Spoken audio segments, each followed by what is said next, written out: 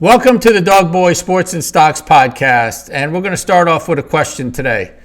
So, what would you say was the most memorable play of the NFL season last year?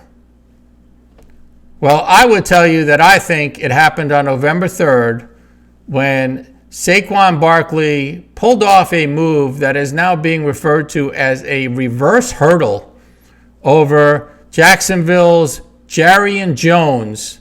And the play was incredible. It went viral right after it happened, so much so that Barkley has actually now filed for a trademark for the move, and that particular image is going to be used for the cover of EA Sports Madden 26 that's going to be released soon. So what if you could actually own a sports moment or a highlight like this, if it was something that you could own in a digital form? Well, you can. And it's called a sports NFT or NFT. And NFTs are not just collectibles. They are actually things that are changing the collecting business in the sports industry because they create unique opportunities for fans, for players, for leagues, and for teams. And, these NFTs have been around for a little while. They're not new. They actually emerged with the rise of the NFTs in 2020, the sports NFTs. The big development in 2020 as far as sports and NFTs occurred in 2020 when the NBA launched NBA Top Shot. And what NBA Top Shot is it's a marketplace for the NBA's NFTs and ones that they own. And within 6 months of launching that, they did $500 million in business. And they had over 1 million people that were users on the site. Pretty significant growth after the launch of the site. Now, more recently, the NFL has set up NFL All Day, which is their official collectibles website for digital use. And the sports NFT market, just like the regular NFT market for everything, experienced a boom in 2020, 2021, and 2022.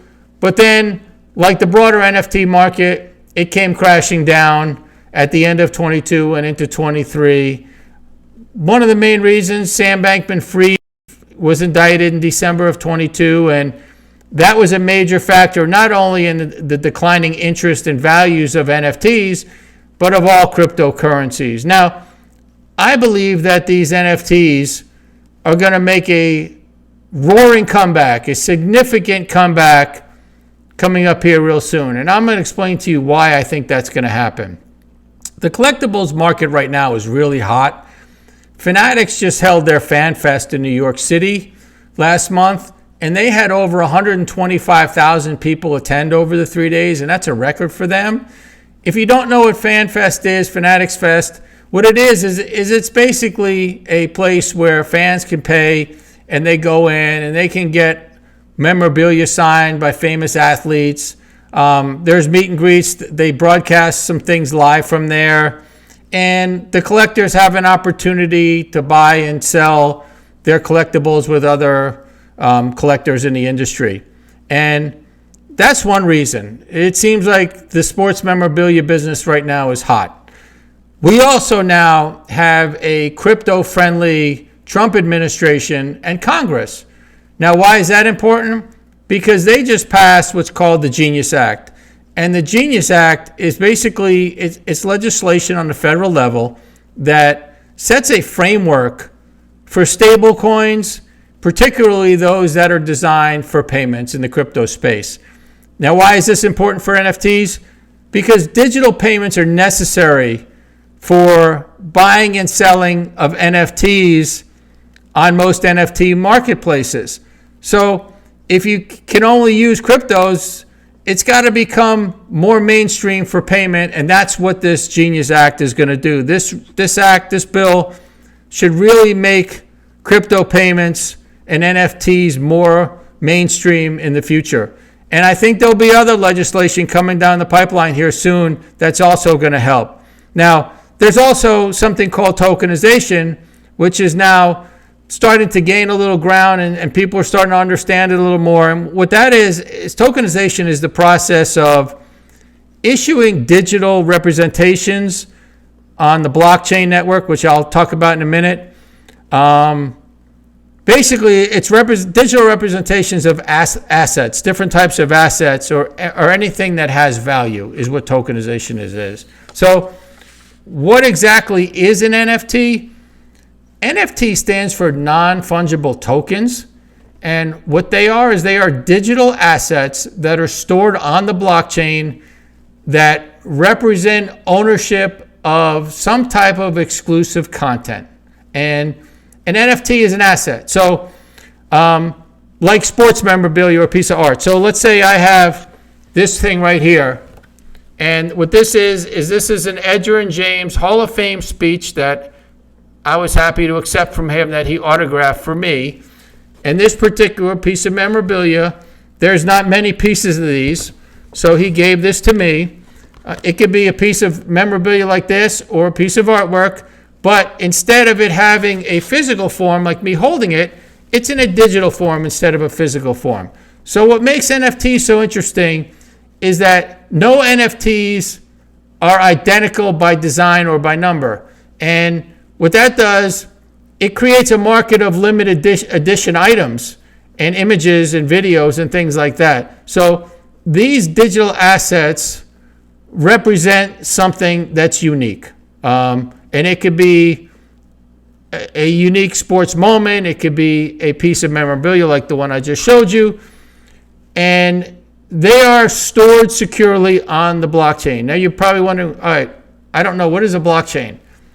What the blockchain is a shared ledger that records transactions and tracks the assets that are recorded on the blockchain. There's different kinds of blockchains. You have Ethereum blockchain, you have Solana, you have Bitcoin. Those are all types of blockchains. And in addition to the NFT blockchain, of tracking these particular NFTs on the blockchain, that same blockchain technology supports cryptocurrency like Bitcoin and Bitcoin's transactions. So you can keep track of the Bitcoin transactions. How is this all important in sports moving forward? Well, these NFTs give fans a unique way to connect with their favorite teams and with their favorite players. So the NFTs offer like digital trading cards and like game highlights or behind the scenes content, stuff like that. For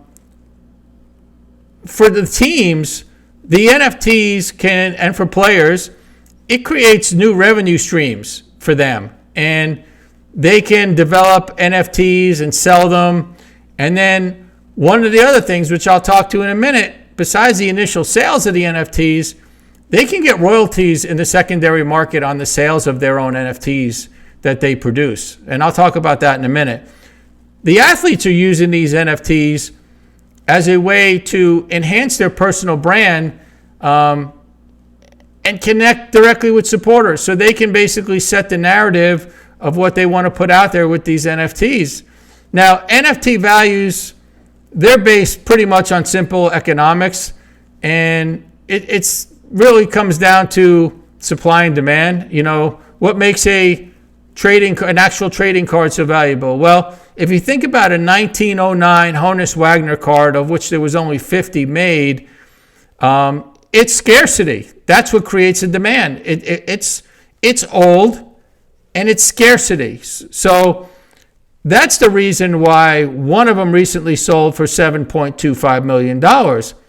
Now, for the same reason, scarcity, is why a 2018 Panini National Treasures Logoman autograph card of Luka Doncic just sold, because there was only one of those cards made, and it sold for $4.6 million. So even though Luka is still playing, there was only one of those cards that were made. So it's unique. And that's what creates the value for that particular card. Even when multiple copies of NFTs are created, each NFT is numbered or sequenced, and they then can be identified as unique. And it's truly a one-of-a-kind collectible because of the numbering, not just the image, but because of the numbering. Now, there are a lot of different types of NFTs. I'm going to go into 3 different types because they're important in the sports industry, which is what I'm covering here. So you have exclusive digital merchandise. And what that is when athletes can sell NFTs like a personalized trading card or autographed memorabilia or their greatest highlight. So that's what the exclusive digital merchandise is. Then you have direct fan interaction, and these NFTs can have certain perks to them, like they could be a video shout out to somebody or access to some kind of private event, like maybe a player's training session or something like that. Something that creates a closer bond to their fan base is what that would be for. Then finally, you have what's called dynamic branding. And I think this is really important. Dynamic branding helps athletes showcase the uniqueness of their personality, of what kind of interests they have, their achievements. So, let's say a player goes back to college after he didn't graduate from school and goes through a graduation ceremony at their school afterwards. He puts it in an NFT and he sells it. That's his graduation. They also make the brands more appealing to fans and sponsors by doing that. They just appeal to more people by putting up unique content like that they can actually make money on. So sports NFTs do have a secondary market. And what that does is that creates more monetary opportunities for these athletes. They can create them and make money, but then there's a secondary market for them, and they can also make money. So this is how that works. Every time an NFT is resold, the creator or the athlete or the team or the league, they earn royalties from that sale, besides just the initial sale. So what this does is this ensures a steady income stream for these athletes, really for a long time, for as many times as this NFT would change hands. The other reason is that these NFTs increase value like any other collectible does. So a rare or limited edition NFT will grow over time, most of the time, if it's something valuable, and it drives demand, and it creates more of a resale market, again, to go back to the ongoing revenue stream for the athlete. So the secondary market for these things is really important because they're going to make money on them. Whereas the trading cards, these collectors buy and sell them all the time. They may go through 20 hands in 10 years. Every time that would happen with an NFT, the athlete's making money from it. It's a great deal for them. I'm going to talk about these NFTs. And one of the reasons, too, I think these things are going to be really popular is because of NIL in college sports.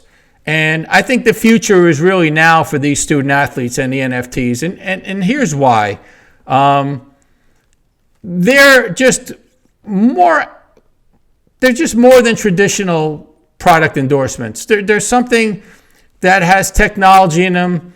They allow the athletes to create unique opportunities as far as endorsements and monetization of these particular things. There's a more interactive and personalized experience with an NFT as to somebody just collecting a card. Now, most importantly, when you're talking about NFTs for these athletes, it's about ownership. They own them. Again, they sell them, then they collect monies, royalties in the secondary market. The NFTs give the athletes ownership of their brand and content, and they can create their own value within their own collection. So depending on the uniqueness of an item in a collection, they can create value for it. Now, with memorabilia and trading cards, the athletes don't own the product. Yes, they get licensing fees from the card companies through the players' unions and stuff like that. But the trading companies make the cards. and they sell the cards to collectors. Then what happens? The collectors then trade them or sell them, and they're making the money, and the athlete doesn't make anything from that. With the NFTs, the athletes have the control because there is no middleman like a trading card company or a collector. And when that happens like that, the NFTs are then used as something where if it is sold by a collector, they receive the royalties in the secondary market. So that's really important. The NFTs, they can create their own narrative, their own image. They can put out there whatever they want. It's such a great product for them to use and a great thing for them. And, I think that these NFTs are perfectly positioned for today's student athletes because really of two things. Number one, the student athletes have immediate access to the resources to create these NFTs. There's websites that have tools, have things where they can create these themselves. You don't need any kind of special expertise or training to create these. They're easy to create. These athletes can literally create NFTs in minutes, like in a dorm room today. It's so simple. And once they create them, then they can sell them. It's a great thing. Now, every athlete has a potential marketplace in college for this. So you have, let's say, the quarterback at the University of Miami that's got 2 million followers on Instagram, and he plays in front of millions of people on a Saturday afternoon. On the other hand, you've got, let's say, the goalie for Gettysburg College lacrosse team, and he may have 1,000 followers on Instagram, and he plays in Division III, so it's not a well-known sport and it's not a well-known school. However, even though the size of the market is different, both of these players have passionate fan bases, potentially alumni, family, friends, and there's other people that may be willing to support their NFTs. And by issuing these NFTs, these athletes can then generate income independently of any kind of sponsorship deals that they may have. And the financial opportunity with the royalties continues way after their careers are over. So I think these things are perfect for these college students today. I think that these NFTs are going to be more than just a passing trend. I think they're really going to take hold here soon, and they're going to boom, I think. I think here with the Trump administration and Congress, they're going to pass more and more legislation for crypto, and I think these things are going to absolutely take off. They offer these athletes the revenue streams that are important. The fans get unique experiences, which is important. And it's unlocking a lot of value for athletes, in my opinion. It's not just an autograph signing. It's not just doing some kind of social media post. I think as the secondary markets continue to thrive, and because of technology, you're going to get more innovation. I think the role of these NFTs in sports is only going to increase because you have technology and you'll have things like what's called dynamic NFTs. You'll have tokenized experiences. You've got AR, VR. You've got virtual reality potentially in NFTs. And I think the potential for NFTs with technology, I think, is absolutely limitless of where it's going to go.